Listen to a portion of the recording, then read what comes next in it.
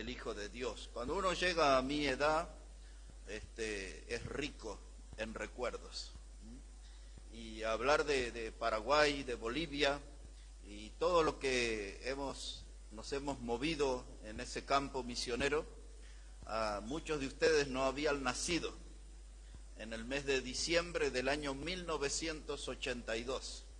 Ahí yo llegué a Asunción del Paraguay con la intención de estar una semana y media y me quedé un mes y medio ahí y me volví porque tenía que casarme.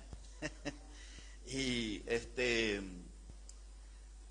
uno de mis mejores amigos, eran como 20 de Paraguay los que estudiaban y algún tiempo algunos más los que estudiábamos en el seminario. Uno de mis amigos, un gran futbolista, él quiso llevarme a predicar a su iglesia y él era de una iglesia menonita. Así que mi primera experiencia en Paraguay fue entre los menonitas, un templo muy grande en un barrio muy conocido, el barrio de Sajoña, y allí estuve dando conferencias y recuerdo mucho de aquellos sermones, algunos los conservé escritos, y así comencé a viajar a Paraguay. Ya después mi segundo viaje ya fue con la Iglesia Bautista y anduvimos muchos años recorriendo por todo el Paraguay, organizando conferencias, y uno de los pastores misioneros más destacados del siglo XX es el pastor Miguel Macubins. La semana próxima voy a hablar algo acerca de él y su experiencia entre los caníbales, los indios guayaquíes y otras. Por años hemos andado con el pastor. El último encuentro que tuvimos, él es un hombre bastante mayor que yo, y nos encontramos en Santa Cruz en el 2016. Fuimos los dos invitados a dar una conferencia, y ese himno que cantaron el coro que cantaron en guaraní, nosotros lo cantamos ahí en Los Ángeles, California, en el año 1996, porque allí estaban 5 pastores de Paraguay, 3 de ellos estaban con sus esposas. Entre nosotros estaba el doctor Emilio, que era el doctor del presidente, de varios presidentes en el Paraguay, y un buen siervo de Dios en aquellos tiempos. Y éramos un total de 16 pastores entre Paraguay, Uruguay y Argentina, y nos unimos para cantar ahí ese coro. Y eso es uno de los recuerdos lindos de esta mañana. En el año 2001 yo conocí un hombre de Dios, un varón muy santo, en la ciudad de San Pedro de Jujuy, y él era de Bolivia, de Tarija, y siempre me hablaba él de su tierra, y yo estaba empezando a predicar ahí, y hubo como un avivamiento en ese año ahí en San Pedro de Jujuy, y el sueño de él era que yo fuera a Bolivia, y se hizo realidad en enero del 2001. Ahí entramos en Villazón. A todos los que conocen Villazón y conocen el mercado, en el piso de arriba, cuando está ese techo de chapa en un mes de enero, me hizo probar sopa de maní, y de ahí viene mi adicción a la sopa de maní. Y con ese calor que hacía y esas chapas ahí, tremendo, estábamos cocinados, y recuerdo que yo, a modo de broma, le dije al hermano: me parece que el cocinero está distraído. Y él dijo: ¿por qué? Dice, le digo: porque se le cayeron unas papas fritas en la sopa, ¿no? Y bueno, yo no sabía que eso era del plato, no estaba distraído el hombre. Pero muchas cosas nos acordamos, y después ya me empecé a meter Bolivia adentro. Ya en el 2006 yo llegué a Santa Cruz de la Sierra por primera vez, y de tantísimas veces, muchísimos años. Después tuve ahí varios pasajes, varios años en Cochabamba, predicando ahí gran parte de Cochabamba, y luego menos tiempos en Tarija y menos tiempo en Potosí, pero sí un buen tiempo en Oruro, en 2 viajes que hemos hecho. El último fue en octubre del 2015, que estuve ahí en la iglesia Maranata, dando conferencias en Oruro. Y bueno, y así hemos recorrido una buena parte de Bolivia. Estos últimos años entraron varios misioneros, gente de muy buen corazón. Algunos de ellos, yo digo, me ha tocado compartir muchas conferencias, y cuando les oigo predicar, digo, gracias a Dios que hay hombres que predican con el corazón todavía, ¿no? No son muchos, pero los hay y están ahí en Bolivia. Y ahí aquí en la Argentina, todas las iglesias hacen sus trámites y tienen su fichero de culto, que es lo que los identifica delante del gobierno. Se hace también lo que se llama una personería religiosa, pero en Bolivia no es así. En Bolivia el gobierno no reconoce las iglesias, el gobierno reconoce misiones. Y hay dos grandes misiones entre los bautistas. Debe haber algunas más, pero de las que yo tengo compañerismo. Para una de ellas he predicado durante 6 años, que es la Misión Bautista Tabernáculo. Todos los años, en la última semana de agosto, 1 de septiembre, se juntan en un departamento y vienen todos los pastores y todos los misioneros, que son cantidad, y algunos invitados de afuera, y se hace ahí una conferencia y se analiza todo el proyecto de trabajo para el año. Y yo he tenido el privilegio de estar ahí predicando durante 6 años con ellos y soy muy amigo de casi todos los que forman parte de esa misión. La misión internacional bautista también conozco varios pastores y sus iglesias. Venía contando esta mañana hermano Josué, hermana Ruth, uno de los pioneros fue el pastor Juan Gunter.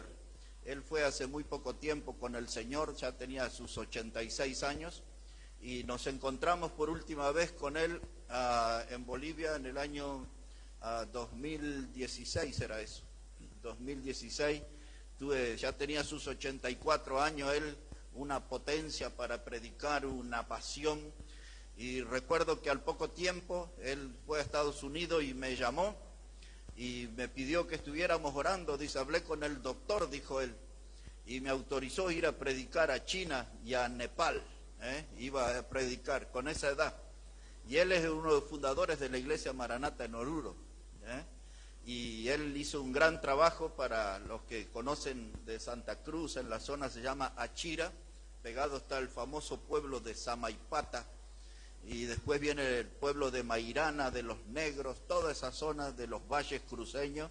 Él predicaba, y yo tuve el privilegio de andar detrás de las huellas de él, ¿no? Siempre es más fácil andar sobre huellas que otros recorrieron antes, ¿no?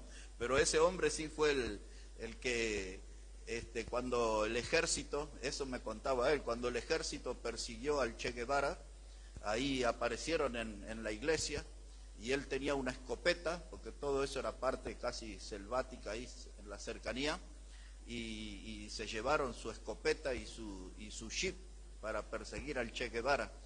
Y hay tantas historias de ese pastor, y él fue uno de los hombres que hizo un trabajo precioso en Bolivia.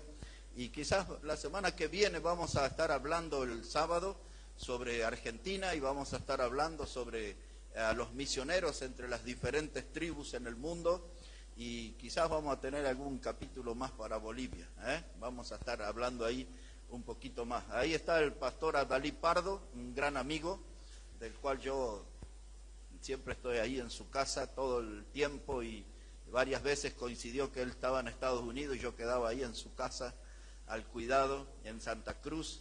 Él es el que preside una de las misiones, un hombre de un gran corazón. Todos esos pastores hablan y tienen deseos de venir acá, y yo creo que ya este año que viene vamos a empezar a tener algunos aquí. Y después está el pastor Fanning, que ahora regresó a Estados Unidos porque está al frente de una misión. Él abrió una iglesia en La Paz. Pastor Kenneth Elsey abrió su obra en Coroico, ahí en Los Yungas, ahí abrió su obra en Coroico, y ahora abrió otra obra en Santa Cruz, pero en una zona de campo, bien lejos de la ciudad, como 4 horas de la ciudad de Santa Cruz. Y está el pastor Mitchell, que hablaba él, Saúl Mitchell, es el pastor de una iglesia muy grande que se llama Buenas Nuevas en Santa Cruz. Ahí yo tuve la oportunidad de predicar, siempre predico ahí, pero cuando cumplieron sus 35 años en el 2016 había casi 400 personas ahí escuchando la palabra. El pastor Saúl es muy amigo mío, un gran hombre de Dios. Después en la Villa 1 de Mayo hay una iglesia también de casi 40 años, ahí donde apareció la chikungunya por primera vez. Estuve en esos días ahí. y ahí también tenemos un pastor que es de Ecuador, un pastor joven sirviendo ahí en Santa Cruz. Y bueno, ahí tenemos muchos amigos en Santa Cruz, pero amigos, Pastor Gregorio Contreras, que es uno de los que también me ha llevado a predicar en la cárcel de Palmasola. Muchas veces, muchos martes hemos entrado con el pastor y predicamos ahí un auditorio bien grande en la cárcel. Él ya tiene un poquito más de 20 años predicando en la cárcel. Y después allá por Cochabamba puedo nombrar a don Simón Orellana, ya un hombre mayor, su hijo Samuel es un joven predicador, todos ellos. Bueno, ahí se casó hermano Claudio, ¿no? Ahí en la iglesia, con Donata.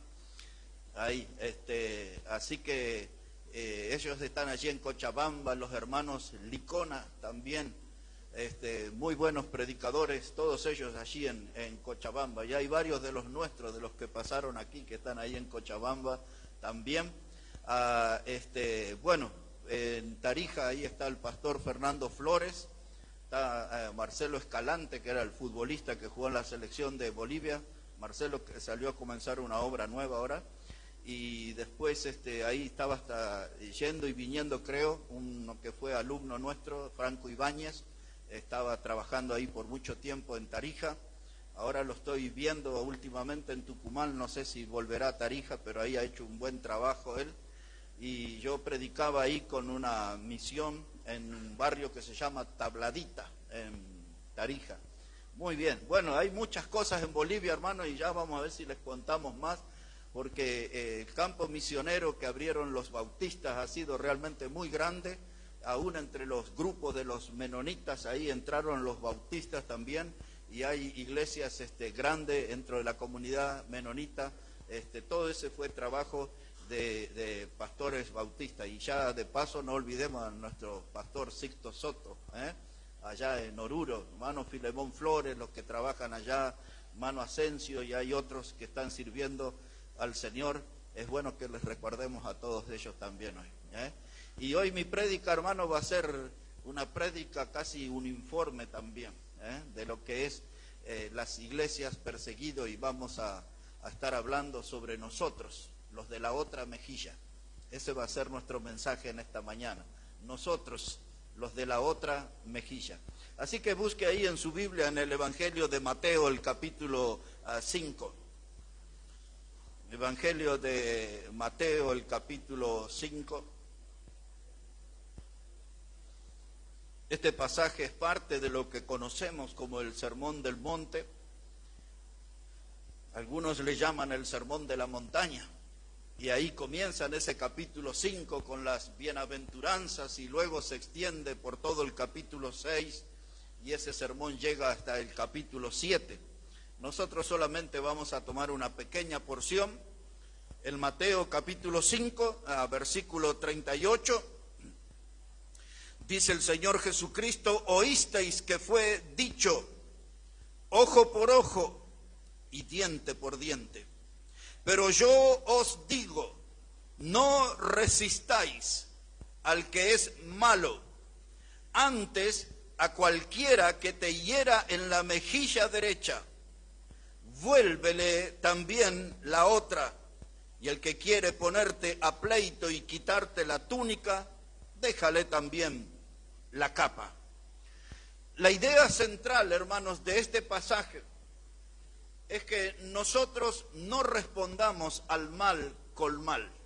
Eso es lo que quiere enseñarnos el Señor Jesús, que no le respondamos al mal con mal. Él está hablando aquí que nosotros necesitamos hacer el bien aún a nuestros enemigos.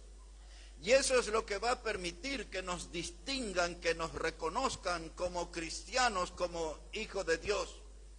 Nosotros tenemos que ser dueños de esa virtud de poder amar aún a quienes se declaran como nuestros enemigos.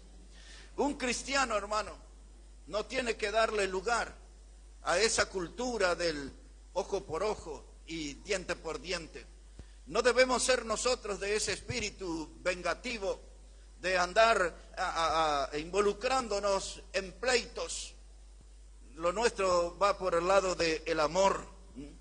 Ahora, el poner la otra mejilla, eso no tiene que convertirme a mí en una víctima pasiva. Es decir, que me golpean y yo no disfruto que me golpeen. Pero se trata de no responder del mismo modo, de no pagar con la misma moneda. Yo tengo que mostrarme que soy diferente. Siempre la bofetada es una provocación. Siempre la bofetada es una invitación para prenderme en una riña, en un pleito, en un decir popular. Mejor yo me quedo en el molde, me quedo tranquilo y evito ese conflicto, porque si no voy a entrar en un círculo vicioso donde me golpean y golpeo, donde me hieren y yo también lastimo. Y el Señor dice, ya oyeron que esa ley existe, pero nosotros tenemos que aprender a amar aún a nuestros enemigos. Eso no debe correr con nosotros. El amar tiene que ser una virtud cristiana. Observe cómo dice aquí este capítulo 5, versículo 43. Dice el verso 43, oísteis que fue dicho, amarás a tu prójimo y aborrecerás a tu enemigo. Pero yo os digo, amad a vuestros enemigos, bendecid a los que os maldicen y haced bien a los que os aborrecen y orad por los que os ultrajan y os persiguen. Así que es muy claro nuestro Señor, donde nos dice que tenemos que amar a nuestros enemigos en el verso 44. Cuando nos maldicen, no vamos a andar echando maldiciones, dice, ustedes bendíganlo. Aquellos que son portadores de maldición, ustedes respóndanle con bendición. Y nos dice aquí el Señor también, aquellos que nos aborrecen, vamos a orar por ellos. Nos persiguen, nos ultrajan, nos difaman, nosotros vamos a responder con oración. Así que aquí queda sentado, ¿quiénes somos nosotros? Los de la otra mejilla. Los de la otra mejilla fueron perseguidos a través de toda la historia. En el tiempo nosotros tenemos a los césares romanos. Ellos persiguieron a nuestros hermanos en la fe, a los que habían aprendido a poner la otra mejilla. En el día de los césares el cristianismo era una religión prohibida y perseguida. En los días de los césares el cristianismo era una religión clandestina y sin derechos. Ningún cristiano tenía derechos. Y eso hacía que ellos eran vistos como criminales y el hablar el evangelio era considerado un delito. Nadie se levantaba para defender a un cristiano en el medio de las persecuciones. Muchos de ellos en la historia fueron castigados a vivir en el campo desnudos para que ellos se murieran de sed, de hambre y de frío. Esa historia se ha repetido muchas veces, los padecimientos de nosotros, los de la otra mejilla. En el comienzo del gobierno de los césares, los cristianos fueron perseguidos porque hicieron correr una serie de mentiras.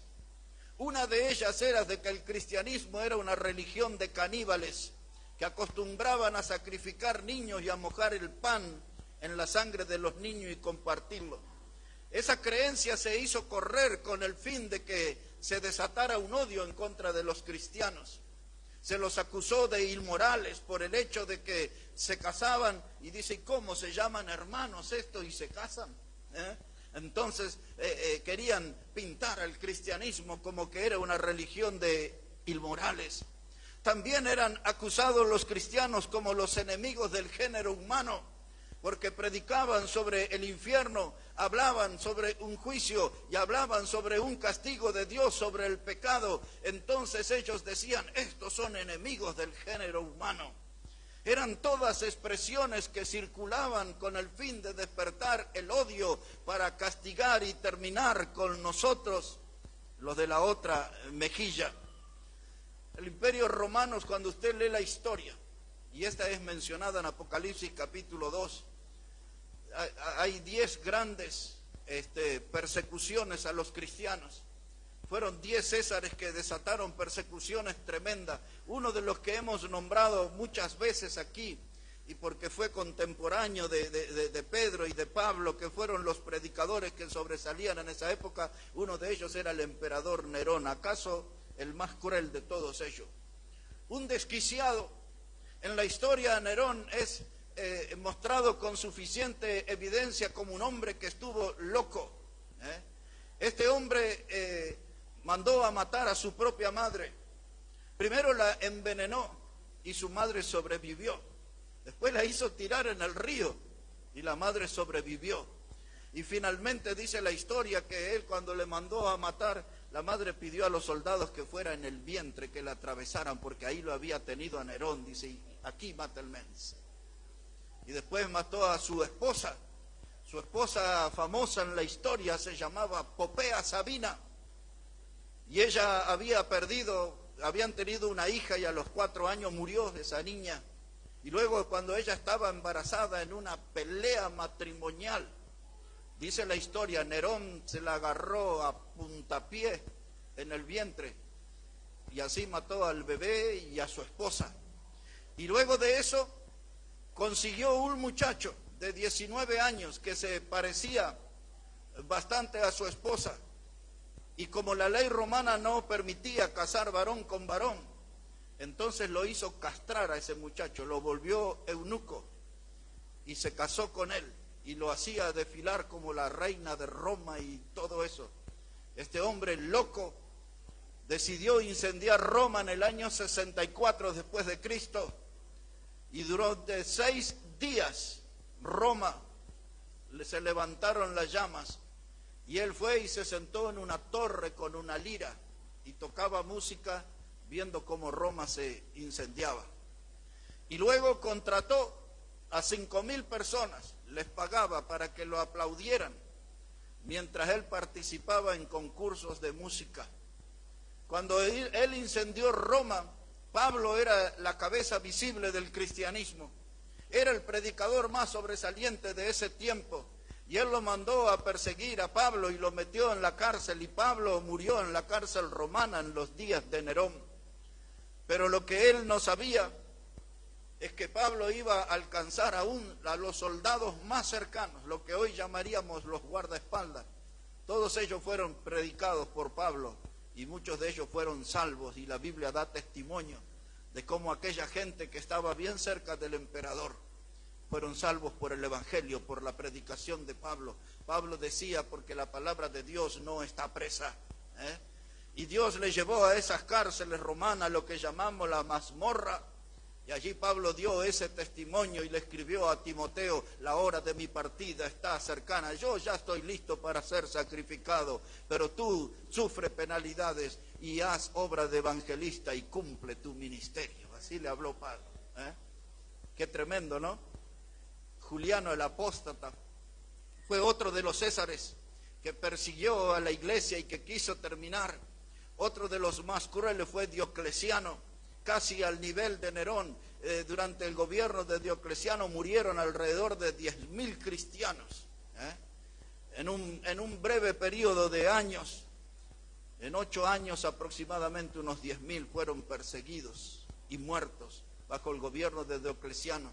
Era tal su maldad que había mandado imprimir, acuñar una moneda, y él había puesto en la moneda una fecha en que le iba a poner fin al cristianismo.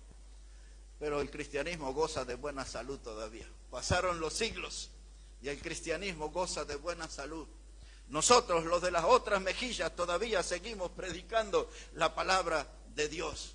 Hermanos, Diocleciano mandó a quemar todo lo que había de las escrituras por todos lados. Lo que él ignoraba eran las palabras de Jesús, que dijo, los cielos y la tierra pasarán, pero mi palabra no pasará. Porque la palabra de Dios es eterna, y los césares se esforzaron, pero no pudieron terminar con nosotros, los de la otra mejilla. Pasaron los años y llegamos a los días del comunismo en Rusia. Eso es lo que el mundo conoció con el nombre de la revolución bolchevique. Fue en el año 1917. Pues allí comenzó todo eso, en donde la gente impuso la doctrina de la filosofía de un tal Karl Marx, quien de niño había sido bautizado en la iglesia presbiteriana. Su mamá era presbiteriana, su papá era judío. El primer libro que escribió Marx fue acerca del cristianismo y escribió himnos a Cristo. Pero luego conoció a uno de esos otros filósofos, Hegel, que influyeron en él, y este hombre empezó a tener esta experiencia con demonios. Y de ahí viene la doctrina del marxismo, parada en la vereda de enfuente del cristianismo. Lenin fue el hombre que se levantó en el poder y comenzó la persecución en contra de los cristianos. Y entonces Stalin, allá hasta por los años 1950, otro de los presidentes de Rusia, fue de los que mató y se los mandaban a Siberia, a nombrar Siberia, aquella prácticamente esa población de hielo, era el peor castigo que podía recibir alguien. Y ahí mandaban a nuestros hermanos en la fe para que terminaran sus días. El comunismo cayó cuando muchos de ustedes nacían. En el año 1989, ese fue el final. Ahí se derrumbó el muro de Berlín. Había dos Alemanias, una comunista y una capitalista. La Alemania Occidental y la República Federal Alemana. Se cayó el muro de Berlín en el año 1989 y se cayó el comunismo. Y todos los países que formaban la Unión de Repúblicas Socialistas Soviéticas se empezaron a volver países individuales. Y un poquito de eso tiene que ver esta guerra entre Rusia, que estamos ahí, y Ucrania.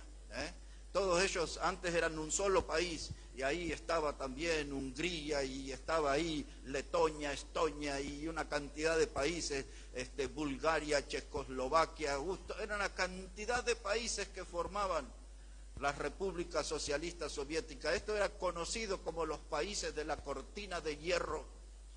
No se podía entrar con el Evangelio. El Evangelio era algo prohibido, era condenado a muerte el que entraba a Biblia, pero Dios levantó un hombre de nacionalidad holandesa. Nosotros le conocimos con su apodo, su seudónimo, el hermano Andrés. En el mundo era conocido con el apodo del contrabandista de Dios, así le llamaban. Pues él tenía un autito así muy humilde, un Volkswagen, un escarabajo, como le llaman, Es un autito viejo, y ahí en las cubiertas y todo él había preparado lugares donde él escondía Biblia y sabía que él exponía su vida. Pero así él se metió en los países de las cortinas de hierro llevando Biblia. Hace casi 2 años él partió con el Señor, ya muy anciano.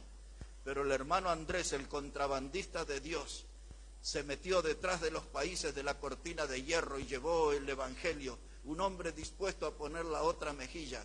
Y él decía esta frase que es importante para nosotros. Dice: muéstrame donde hay una puerta cerrada y yo te enseñaré cómo abrirla. Y el Evangelio es el que abre esa puerta. Y ese era el testimonio que él daba, cómo el mensaje del Evangelio abría las puertas. Nuestros hermanos bajo el sistema comunista de la Unión Soviética eran conocidos como los de la iglesia subterránea. Eran hermanos que se tenían que reunir en túneles, y conocemos tantas historias, pero conocemos mucho del poder de Dios obrando en ese sistema y salvando a muchas almas. La iglesia subterránea cantaban sus himnos con señas, porque sabían que donde los encontraban los mataban. Eran días tremendos, eran días que a mí me tocó vivir y leer y seguir esas historias bien de cerca, y muchos de esos hombres y mujeres que sirvieron al Señor dentro de los países de la cortina de hierro son testimonios que brillan y son parte de la motivación que yo hoy tengo para servir al Señor. Nosotros, los de las otras mejillas, sobrevivimos a los Césares, sobrevivimos a el comunismo. El telón de acero ese fue vulnerado y hombres y mujeres de Dios entraron en esos países para predicar la palabra. Hermanos, si Dios actuó así en el pasado, ¿por qué Dios no puede actuar con nosotros de este modo y utilizarnos para llegar a donde parece que es imposible, donde están los inalcanzables, donde están aquellos que nosotros pensamos que nunca van a creer? Pero podemos hacer un esfuerzo, porque así como Dios trabajó en el pasado, puede trabajar en nuestras vidas y podemos llegar a los corazones más duros con el mensaje del Evangelio. Los perseguidos por los Césares, los perseguidos por la Unión Soviética, y hablemos un par de minutos de los perseguidos por el gobierno China. China es un país comunista, pero también es uno de los países del capitalismo más fuerte. Es bien difícil para los políticos explicar qué es China, porque es tan comunista como capitalista. Allí salen todos los grandes negocios del mundo. Cuando le hablé de las 10 persecuciones, quiero que vea ese texto en Apocalipsis capítulo 2, versículo 10. Ese es lo que pasó bajo los Césares, pero el mismo espíritu de esas persecuciones está en estos días que estamos viviendo nosotros. Apocalipsis, el capítulo 2 y el versículo 10. Dice la palabra de Dios allí, Apocalipsis 2:10, no temas el nada, lo que vas a padecer. He aquí el diablo echará a alguno de vosotros en la cárcel, para que seáis probados, y tendréis tribulación por 10 días. Sé fiel hasta la muerte, y yo te daré la corona de la vida. Todos los teólogos coinciden en esta expresión, y tendréis tribulación por 10 días, que se refieren a las 10 persecuciones bajo el gobierno de los Césares romanos. Pero quiero que sepa esto, hermano, principalmente porque en Bolivia, aún el presidente actual ya dijo varias veces, explicando los discursos de Fidel Castro, lo ha dicho y se pueden ver sus grabaciones, y explicaba, dice, por qué la gente tenía acceso a la educación y a la salud y todo eso. Y Fidel Castro le dijo a su pueblo, esto se llama socialismo, ¿quieren ustedes esto? Y ahí el pueblo alababa a Fidel, y el presidente Arce cuenta esto, y dice, y esto es lo que estamos trayendo nosotros a Bolivia. A la luz de eso tengo que decirles, el comunismo está en la vereda de enfrente. Comunismo, socialismo son parte de una misma etapa y de una misma creencia. Comunismo y socialismo es lo que se define como una religión atea. Y entonces ellos son opuestos al cristianismo, y ellos siempre ven al cristianismo como una amenaza. Fue en el año 2015 donde se hizo una ley en Bolivia que trajo unos conflictos ahí tremendos, donde por ejemplo nosotros como predicadores no podíamos ir a la casa de un cristiano, nosotros como predicadores no podíamos hablar del evangelio en las calles, y finalmente en ese paquete de leyes estaba metido esa ley, y todo se derrumbó, no fue aprobado. Pero eso es lo que andan siempre en la búsqueda, de acallar la voz de los cristianos. Es un sistema que no quiere saber nada con Dios. Ellos nos ven a nosotros como una amenaza para ese estilo de vida que ellos quieren. Porque ellos en una de las cosas que no creen es en la familia. Por eso es todo lo que hoy vemos en el mundo de los matrimonios de iguales y todos ese tipo de cosas, es lo que ellos promueven. Y es lo que ellos creen. Ellos no creen en la familia, en lo que nosotros llamamos el diseño original, es decir, la unión de un hombre y una mujer. Eso es la familia para nosotros. Ahora, que ellos quieran creer otras cosas no es un problema para nosotros, pero la resistencia viene cuando nos quieren imponer eso. Y ya nuestros niños, usted lo sabe, están todos adoctrinados desde el colegio en todo eso. Pues bien, es lo que hoy se habla de la igualdad de género y un montón de cosas, pero nadie explica lo que está escondido detrás de eso. El comunismo, hermano, quiere tener el control de todas las cosas, quiere controlar su familia, quiere controlar su vida, quiere saber lo que usted come, como se hace aún en la misma Cuba. Ahí usted, una familia tiene, el gobierno le da a usted una libreta y ahí puede retirar una docena o 2 docenas de huevos en el mes y no más que eso. Y le dan ahí lo que sería como el paté de acá, pero a modo de chorizo. Y usted tiene que comer lo que el gobierno le da y vestirse lo que el gobierno le permite y decir lo que el gobierno le permite. Pues nosotros somos libres en Cristo. La Biblia nos enseña que Cristo nos hizo libres. Conoceréis la verdad y la verdad os hará libre. Y el que conociere al Hijo de Dios, ese es libre. Somos pertenecientes a 2 sistemas totalmente diferentes. Esto no estoy hablando aquí en un tono político, estoy explicando cómo los cristianos hemos sido perseguidos en la historia por gente que tiene esa clase de creencia. Y no solamente eso, porque yo me crié y viví entre gente así, y muchos de los de mi sangre propia y de mi propio apellido tienen esa creencia, así que sé muy bien de qué estoy hablando.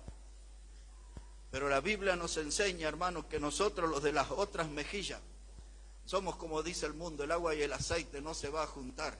Y aunque el comunismo siempre nos está ofreciendo puentes para acercarnos a ellos, somos 2 cosas diferentes, totalmente diferentes.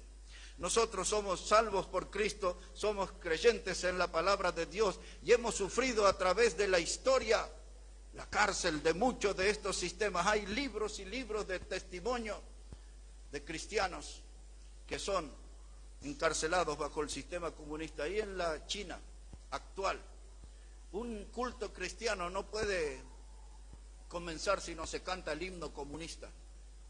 Así le exigen y lo obligan. Los maestros todos los días, escuche esto, los maestros todos los días terminan sus clases diciéndole a los niños: recuerden, Dios no existe. Así terminan las clases todos los días. Porque ellos buscan imponer eso. Si usted tiene una Biblia así en China y quiere hablar de la palabra con otros, 15 años de cárcel. Es un sistema tremendo. Y esos son los días que nosotros estamos viviendo. Esas son las informaciones de que mucha gente oculta. Pero allí, hermanos, se cree que hay unos 70 millones de cristianos en China. Y ellos están ahí firmes, resistiendo todo ataque y todo embate del gobierno.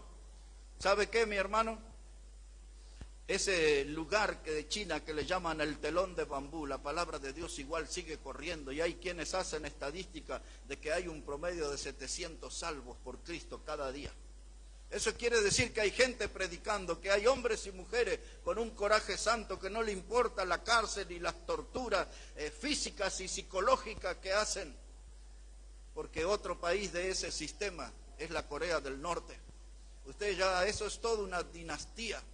Ya desde el año 1948 se puso en el poder lo que nosotros conocemos como la familia de Kim Jong, un gordito jovencito, tiene 38 años, y a cada rato anda tirando misiles y probando y provocando.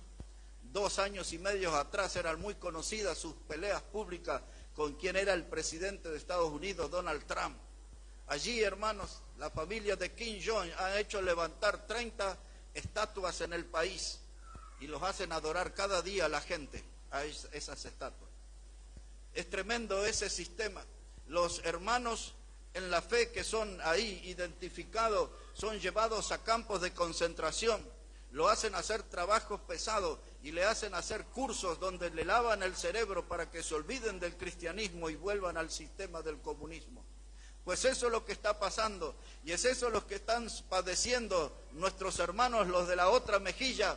Mientras nosotros aquí estamos cómodos, alguna que otra escaramuza, alguna que otra amenaza, pero estamos viviendo un cristianismo cómodo, no estamos viviendo bajo una persecución que tenemos que estar cuidándonos todos los días. Pero una conferencia misionera es para abrirnos los ojos de lo que están padeciendo nuestros hermanos en otra parte del mundo. Muchos de ellos perseguidos, templos quemados, familias enteras quemadas, hermanos. Y entonces debe despertarse en nosotros un espíritu de oración, de orar por esos hermanos, para que Dios les esté protegiendo, para que Dios les esté bendiciendo y para que Dios les esté bendiciendo, porque esa gente tiene algo de sangre en sus venas que nosotros no tenemos. Una sangre con pasión misionera, con visión misionera, una sangre que ama al Señor, y ellos están dispuestos a dar su vida y sirviendo en esos regímenes, hermanos, donde realmente es terrible allí, pero están sirviendo al Señor. Al menos nosotros deberíamos hacer alguna oración por ellos, pidiendo que Dios les siga usando y bendiciendo a todos ellos. Están allí, hermanos, muchos se exceden en los castigos y mueren.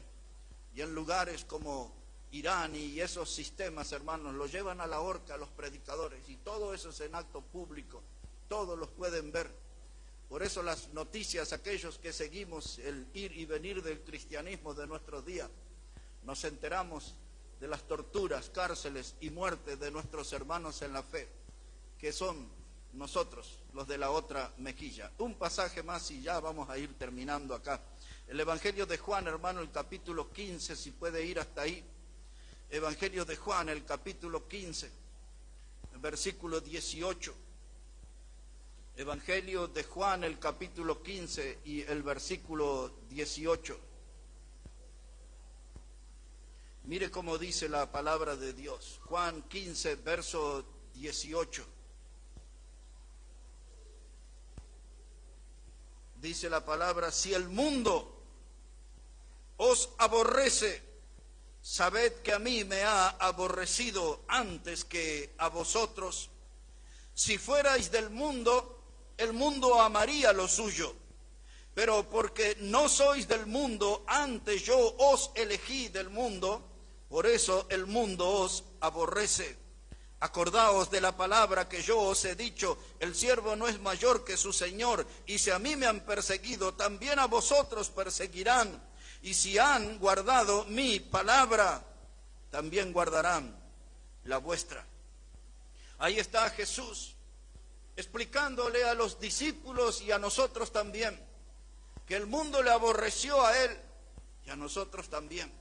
El mundo aborrecía su predicación, el contenido de su mensaje. El mundo no aceptaba ese mensaje celestial del Evangelio. El desprecio por el Evangelio y el desprecio por el predicador del Evangelio. Y el Señor Jesús abre aquí una voz de alerta. Dice, si a mí me aborrecieron, a ustedes también. A los que guarden mi palabra, también los perseguirán. Y el texto final para esta mañana, hermanos, es Mateo capítulo 5. Volvemos allí al capítulo 5 de Mateo, pero terminamos leyendo versículo 10. Al final de las bienaventuranzas, el Señor Jesucristo dice esta palabra, Mateo el capítulo 5 y el versículo 10. Dice la palabra de Dios de esta manera. Mateo 5, versículo 10, dice Jesús, bienaventurados los que padecen persecución por causa de la justicia, porque de ellos es el reino de los cielos. Bienaventurados sois cuando por mi causa os vituperen y os persigan y digan toda clase de mal contra vosotros, mintiendo. Gozaos y alegraos, porque vuestro galardón es grande en los cielos, porque así persiguieron a los profetas que fueron antes de vosotros. Las palabras del Señor nos advierte de persecuciones, aquellos que eran sus contemporáneos, pero también a los que íbamos a ser sus seguidores a través de la historia. Dice que se iban a nosotros a vituperar, es decir, que nos iban a someter a grandes humillaciones y aún públicas. Y dice, y se dirán toda clase de ustedes, de cosas, mintiendo, la difamación, así como eso de que se sacrificaba al niño si se ponía pan en la sangre de los niños, y una serie de mentiras que el diablo va sembrando y el viento las va soplando por diferentes lugares para que la gente tome odio hacia nosotros. Pero nosotros, los de la otra mejilla, somos gente como todos, somos pecadores, somos gente que estaba perdido en el camino ancho, somos gente que estábamos en dirección al fuego eterno del infierno, pero la gracia de Dios se cruzó en nuestro camino, la gracia de Dios nos alcanzó, la gracia de Dios nos salvó y hemos encontrado en Jesucristo un refugio eterno, un refugio inamovible. El domingo anterior, explicando al apóstol Pedro, nos hablaba de una herencia inmarcesible. Nos hablaba de una herencia que nos espera, hablando de esa riqueza. Dice que no se marchita, que no se corrompe, incorruptible, decía Pedro. Y esa herencia está guardada para nosotros en los cielos. Somos indignos, pero nosotros los de la otra mejilla somos salvos por Cristo Jesús. Y eso es lo que nos hace diferente, y por eso al aprender en la Biblia y en el crecer en el conocimiento del Señor y aplicar las verdades de Dios a nuestra vida nos hace diferente a la gran mayoría del mundo. Y el mundo, por nuestro testimonio, tiene que reconocernos que somos nosotros los de la otra mejilla.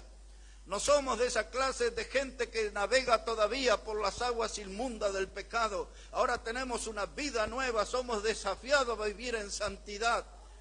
Y ese amar a nuestros enemigos, eso nos hace diferente. Porque el mismo Señor amó a sus enemigos, aún aquellos que lo llevaron a esa cruel cruz del Calvario.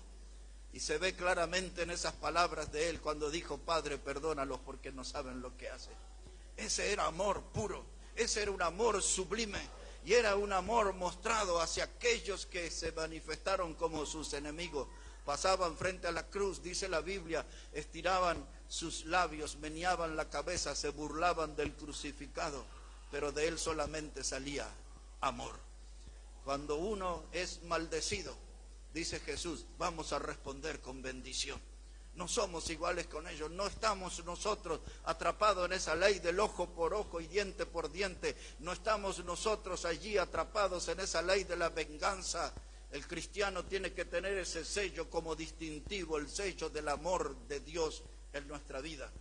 Pablo le dijo a los romanos que Dios derramó su amor en nosotros por medio del Espíritu Santo. Y el Espíritu Santo de Dios es el sello de nuestra salvación. El Espíritu Santo de Dios está en nosotros y el Espíritu Santo es el que promueve el amor de nosotros hacia afuera. Somos nosotros, hermanos, los de la otra mejilla. Somos nosotros los señalados por Dios para llevar en alto el mensaje del Evangelio, para alcanzar un mundo perdido, un mundo en ruinas, un mundo que está en una gran crisis, sumergido en un caos inmenso. Y somos nosotros los que tenemos que tener una voz clara y decirle a este mundo que Dios es amor, decirle a este mundo que Cristo murió en la cruz por sus pecados, decirle con toda claridad lo que dice el Evangelio, que todo aquel que cree en Cristo no se pierde, mas tiene vida eterna. Por eso nuestro lema, que hoy está escrito aquí con claridad, dijo el Señor, alzad vuestros ojos y mirad los campos, que ya están blancos para la siega. Nosotros, los de la otra mejilla, ese es el trabajo que tenemos que hacer, salir a cosechar los frutos de aquella semilla, de aquella palabra del Evangelio que fue sembrada. No es tiempo de mirar los campos con brazos cruzados, es tiempo donde Dios nos llama a la acción, nos llama a hacer un trabajo misionero y la Iglesia Bautista Maranata está convocada a eso. Tenemos que ir, como dijo el Salvador, por todo el mundo y predicar el Evangelio a toda criatura. Vamos a hablar con Dios. Oremos al Señor. Te damos gracias, Padre, en este tiempo aquí, por este privilegio de estar en tu casa y de escuchar tu palabra y leer tu palabra y buscar en ella, Señor, lo que es tu voluntad para nuestra vida. Y que podamos llevar, Señor, de una manera fiel el mensaje del Evangelio. Ayúdanos, Padre, en esta gran misión de hablar de Cristo con otras personas, de animar a otras personas que vengan a tu casa a escuchar esta palabra preciosa, esta palabra eterna que es la Biblia. Y ahora pedimos por cada vida aquí en este lugar, si hay alguien que aún no te conoce, que hoy pueda ser el momento de ese encuentro con Cristo y de la salvación eterna. Y anímanos a nosotros, Padre, danos fuerza en medio de tantas flaquezas y debilidades que tenemos, que nos alejan del servicio.